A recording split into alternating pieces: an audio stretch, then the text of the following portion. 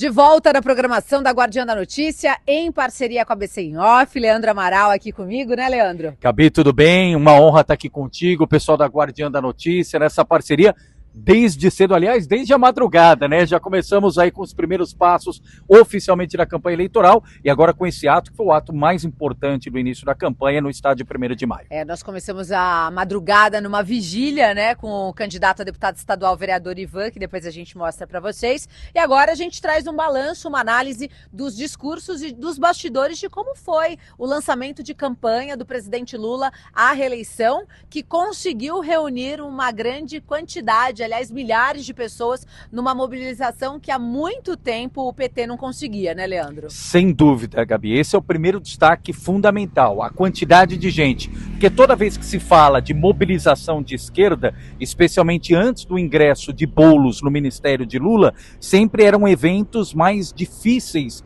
de você conseguir aglomerar, de você conseguir reunir público, formar quórum. E trazer, né? A gente começou logo cedo mostrando, que aliás tem um vídeo na rede social da Guardiã da Notícia que engajou bastante, que são os ônibus todos enfileirados ali no entorno do 1º de maio. E isso a gente não via nos eventos do Partido dos Trabalhadores. E está nas nossas redes, tanto o Guardiã quanto a ABC em Off, na saída do estádio, agora há pouco ali, o Lula estava falando ainda, um senhor que veio do Sergipe, dentro de uma Kombi, ele dirigiu 46 horas e a Kombi é totalmente personalizada, estilizada do presidente Lula. Então, coisas que a gente, como você bem frisou, Gabi, há muito tempo não via.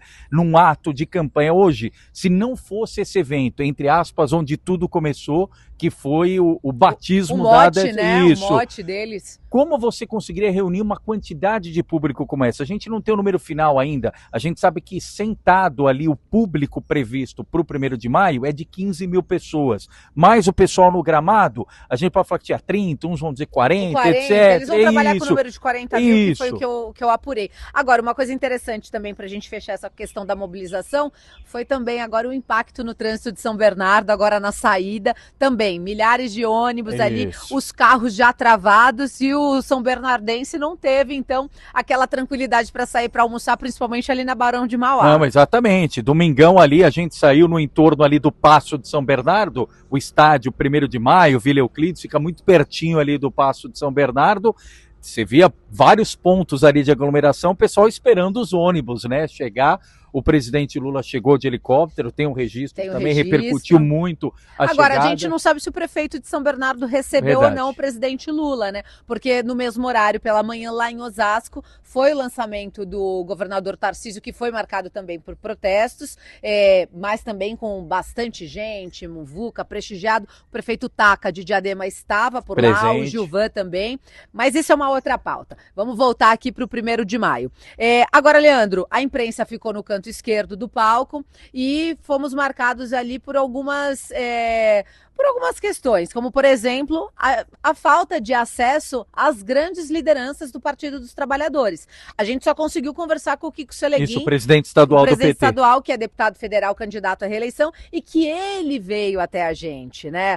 Agora o restante não, porque estava muito cheio e ficou todo mundo disperso. Exatamente. Como de costume, né? Faz muito tempo que não tem coletiva de imprensa do presidente Lula, seja em agenda de governo, seja em agenda partidária. Hoje a gente já sabia, até pela estrutura, que não teria coletiva, mas esperava-se pelo menos um maior acesso às imagens. Então, para nós ali naquele espaço, ou você dava muito zoom, aproximava muito a lente da câmera, ou você optava pelo drone, para ter imagem clara, limpa. Então, a todo momento você vê ali, você dividindo espaço com correligionário, com apoiadores, com entusiastas. Então, mais uma vez, a imprensa. O que foi legal hoje, pelo menos, deixar um espaço com tomada e água, coisa que há muito tempo, infelizmente, a gente não vê para a imprensa, né? Tomada, água, e muita gente passou mal ali no sol, mas vamos aos discursos, né? Marina Silva e Simone Tebet foram bem enfáticas, né, na questão do voto para as duas senadoras, mas o que me chamou mais atenção foi o discurso da Simone,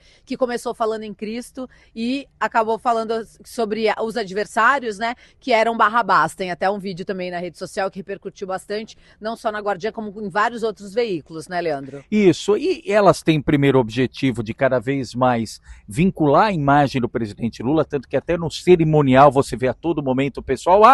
Não é só sair daqui Lula 13, tem que votar em todo o time do Lula. Então, no governador do estado, e tinham vários candidatos a governadores, não só o Fernando Haddad o candidato aqui. do Goiás. Exatamente. No Senado, tem que votar Marina Silva, tem que votar Simone Tebet, tem que votar nos deputados do PT. Então, vinha um apelo nessa questão também da governabilidade, que é onde o presidente Lula encontra as maiores dificuldades, é no Congresso, é na Câmara, no Senado, vê a grande pauta, por exemplo, do fim da escala 6x1, que está travada no Senado, isso. E o Centrão ali todo comandando, né? Exatamente, Gabi. Então, todo esse momento de resgatar esse voto verticalizado, né, como eles costumam dizer, o discurso. Agora, me chamou a atenção ali naqueles discursos antes do Lula, não só essa só, mas, por exemplo, hoje me chamou a atenção o tom, e até pelo local que estava e tudo, do ministro Luiz Marinho, ministro do Trabalho, ex-prefeito de São Bernardo do Campo. O Marinho é sempre conhecido por uma fala mais horizontalizada,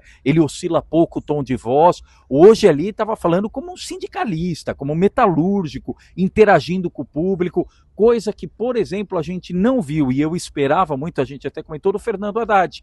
Pô, você está ali numa plateia que é toda a seu favor, praticamente 40 mil pessoas, e você não aproveita para surfar nessa onda, para interagir, para, enfim, cair no gosto ali da plateia. Então hoje, esse destaque positivo do Luiz Marinho, que costuma ser mais carrancudo. Mas a gente vale a pena a gente ressaltar, Leandro, que eles já avisaram que esse evento seria onde tudo começou, no berço político do Partido dos Trabalhadores, e trariam aí os metalúrgicos para perto. Então esse já era o principal entusiasmo, né? Verdade. De todo o campo progressista era trazer. Então, esse papel que o Marinho reincorpora, né? Porque hoje você vê um Marinho estadista, ministro.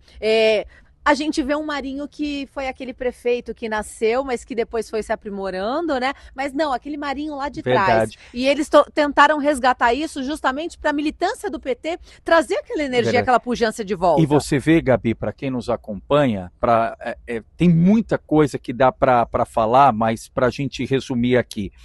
Você vê que foi um evento que ele foi milimetricamente planejado do começo ao fim, para os cortes de rede social. É só você entrar nas redes sociais do Lula, do PT, você vê que está inundado de corte, e não seria diferente, e principalmente para a televisão, para o horário eleitoral que vai começar. Você vê grua, imagens de todos os pontos, a própria chegada do Lula no helicóptero.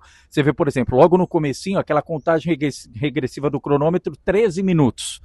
Aí depois você vê a entrada do Lula justamente com as pessoas que estiveram ao lado dele naquele histórico comício, aliás, comício não, naquela histórica greve de março de 79. Aliás, você chegou a ver o Gilberto Carvalho? Não vi o Gilberto. No palco eu vi o Djalma Bom, nome muito conhecido em São Bernardo do Campo, vereador Zé Ferreira, que até abraçou o Lula lá, participou de depoimento no telão, Jair Meneghelli também presente. Não viu o Gilberto Carvalho, Mas teve uma questão interessante também. A Janja, no seu discurso, que teve aquela falha no início, teve uma falha ali que a gente até chegou a questionar o que está acontecendo, isso, mas era um delay, não era. Porque ela reclamou do áudio, mas para quem estava ouvindo estava perfeito o áudio, né? Parecia que ela mesma estava se perdendo ali no que ela estava falando por conta do delay. E aí a Janja vai no seu discurso e saúda e agradece a Marisa Letícia, que foi a primeira mulher do presidente Lula. Milimetricamente. E você vê que isso também foi pensado, né? Tudo. E chocou todo mundo. Eu estava sentada, a gente estava... nós precisamos o tempo todo sair do evento para conseguir mandar o conteúdo para a redação, para a rede social e para enviar. E aí eu tô sentada e eu levantei assim, eu olhei e vinham vindo pessoas e as pessoas... Vocês viram o que ela falou? Ela falou da Letícia, da Marisa. Então, isso surpreendeu e eu acho que esse foi o principal ponto do discurso da Janja. Apesar de que nas redes está viralizado ela cantando playback com o pastor gospel. Isso. E chama a atenção porque, assim, sem medo de errar, é a primeira declaração pública da Janja sobre a Marisa, sobre a dona Marisa. É a primeira vez que tem uma declaração pública dela sobre isso. Mais um corte que vai... milimetricamente. A Fafá de Belém, que foi a voz das diretas já, ela entrando. Mas vamos combinar aqui que foi um desastre. Não era para ela cantar, era só para ela entrar, abraçar. Podia ter feito um playback. Isso. A parte da bandeira, o Lula entra com o Geraldo Alckmin, com o Fernando Haddad, com as respectivas esposas, com a bandeira do Brasil. Aí você vê na plateia, no outro lado da arquibancada, que estava no campo oposto a bandeira do Brasil esticada. Isso se contrasta com aquela história da soberania, porque você vê em vários cartazes, faixas, a palavra soberania. E aí um contraponto, a vereadora Nina Braga, que é candidata a deputada no lado de fora do estádio, com a camisa, uma faixa ali dos Estados Unidos, e falando fora Lula, quem é contra o Lula, buzine, fazendo um contraponto. E aí fazendo esse contraponto e já também se conectando com o lançamento da campanha do Flávio Bolsonaro no Rio de Janeiro, que colocaram também a bandeira dos Estados Unidos, e o que gerou aí bastante polêmica e muitas críticas, principalmente na internet, porque a gente volta a falar dessa questão da soberania do Brasil. Agora, Leandro, o discurso do Fernando Haddad foi morno. Vamos ver se amanhã, no lançamento lá em São Paulo, naquela tradicional caminhada que eles fazem na Praça da República, tem aí mais uma empolgação, mas eu achei o discurso dele linear, morno e que não empolgou a galera, e aí vai de acordo com o que o presidente Lula falou nos últimos dias, dizendo que para o Fernando Haddad ser o seu sucessor, ele precisava ser um líder mais enfático, né? Isso, tanto que você vê, quando a gente fala para o pessoal ser mais carismático, não é para mudar o perfil. Não é todo dia que você tem 50 mil pessoas, 40 mil pessoas ou dezenas de milhares de pessoas para falar. Quando você entra num local como esse, a primeira coisa, e a gente sabe disso, você é craque no assunto de comunicação, é nos primeiros 10 segundos estabelecer um canal direto com a pessoa que está ali te acompanhando e etc., com o receptor, porque senão você perdeu o discurso. Você precisa pegar a pessoa pelo mindset, pelo cérebro. Isso. Por que eu vou prestar atenção nesse discurso? Perfeito. Porque o Haddad é o meu governador, que era essa mensagem que deveria ter sido passada. Por que eu tenho que votar nele? Tanto que você vê que o Lula, na hora que ele entra para fazer o discurso dele, depois de tudo que foi feito previamente... Isso, porque eles fizeram uma retrospectiva em formato de documentário, e isso a gente não está aqui para falar de A ou de político B, mas foi muito bem pensado. Qual o recado do Lula de agora para o Lula de 79, muito entendeu? Bem produzido. É isso. E aí a primeira fala do Lula, Gabi, logo na sequência, o que é? Ele entra de chapéu, e ultimamente ele só tem aparecido de chapéu, e ele mesmo, entre aspas, já cria uma vacina e falou, gente, eu queria tirar o chapéu, mas além de estar muito sol, eu estou acabando o meu processo de radioterapia por um câncer de pele na cabeça que eu estou tratando. Ele já cria a vacina e fala logo na sequência o quê? Olha, eu vou voltar aqui quando eu tiver 100%, porque eu faço questão de tirar o chapéu para vocês. Aí a galera ovaciona, né? Porque foi pensado. E também esse foi um ponto. Ele nunca tinha falado abertamente sobre esse câncer de pele na cabeça. Então, isso também trouxe comoção. O PT fez a lição de casa. Fez a lição de casa. Estimulou a militância para começar essa campanha que hoje é o dia 1, né? De um dia que a gente tem 40 horas, né, Leandro? O dia que não acaba. O dia que não acaba. E só alguns pontos, uns pontos que a gente precisa falar. Foi o vice-presidente da República, o Geraldo Alckmin, chamando o estádio 1º de maio de Vila Belmiro, que também viralizou, né? Mas você vê que engraçado, até isso eu usei agora há pouco como comparação com o Haddad. Sempre o Geraldo Alckmin foi conhecido por ser aquela água de salsicha, o cara picolé muito mono, picolé de chuchu. Mas você percebe uma tentativa do Geraldo Alckmin de melhorar o discurso, seja errando na Vila Belmiro, mas na forma de falar. O Geraldo Alckmin tucano discursando é completamente diferente do Geraldo Alckmin vice do Lula. Ele sorri, ele tenta encontrar pontos ali de empatia com a galera, fala menos prolixo do que falava antes. Então você vê, é o que eu esperava de tentativa, pelo menos do Fernando Haddad. Fernando Haddad. Vamos aguardar para ver como é que... Mas, na verdade, esse já foi o rescaldo do debate da semana passada, que também foi morno, tanto para o candidato Tarcísio, tanto para o Haddad. E o discurso do presidente Lula, que foi ali ovacionado, inclusive, pelo Alckmin, dizendo é tetra. E a gente não esperava isso do Alckmin também, porque é uma postura que não era dele, né? Que o Alckmin também sempre foi aquele cara linear, estadista, mas também com uma postura mais arrojada, mais enfática, e provavelmente estará bastante aqui no estado de São Paulo. Verdade. Tem um papel fundamental, né? Governador em várias gestões, conhece São Paulo com a palma da mão, tem uma trajetória muito marcante, especialmente no interior, passagem marcante em Pindamonhangaba, etc., ajuda e muito o Fernando Haddad nisso, assim como o vice Márcio França. São dois homens que conhecem muito bem o estado de São Paulo e podem ajudar o Haddad, ele só precisa se ajudar no discurso. E o Kiko Cheleguin, né, um pouquinho mais cedo, já havia dito para a gente que o foco do Partido dos Trabalhadores é realmente entrar de cabeça no interior, nessas cidades com até 50 mil habitantes, porque existe um descontentamento dos prefeitos e é esse nicho, esse público que eles vão tentar angariar e atingir. No mais...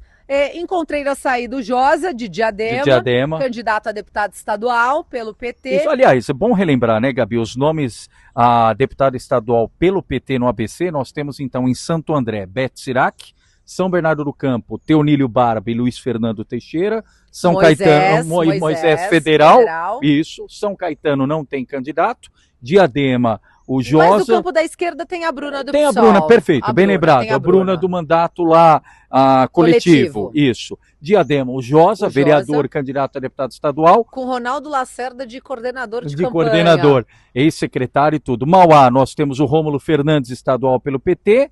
Não tem federal lá pelo Partido dos Trabalhadores. A dobrada é Rômulo e Barba. Ribeirão Pires, não temos... A Fernanda não é candidata lá em Ribeirão Pires? A Fernanda, ela estava naquele grupo de colocar a Anice como suplente, que acabou não virando.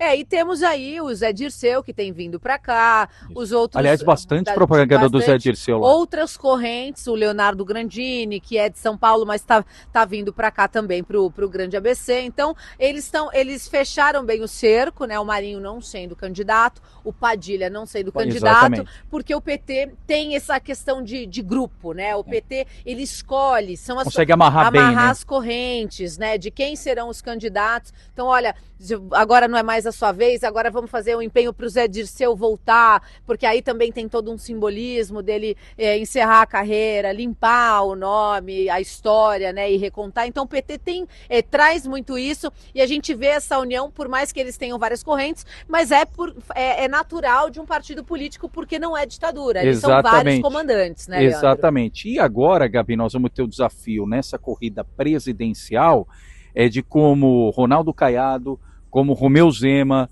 como o próprio Renan do Missão, o próprio escritor Augusto Cury, como é que eles vão conseguir tirar em tão pouco tempo essa vantagem de Lula e Bolsonaro, dessa polarização. A gente tem o debate marcado na TV Bandeirantes para o próximo domingo. Ao que tudo indica, nem Lula nem Flávio, nenhum dos dois estará no debate. E aí é uma oportunidade para os candidatos, né, aproveitarem entre eles e surfarem essa onda e ficarem conhecidos pelo público. Quando começar o horário eleitoral, etc., para ver se consegue levar essa disputa para o segundo turno. Isso.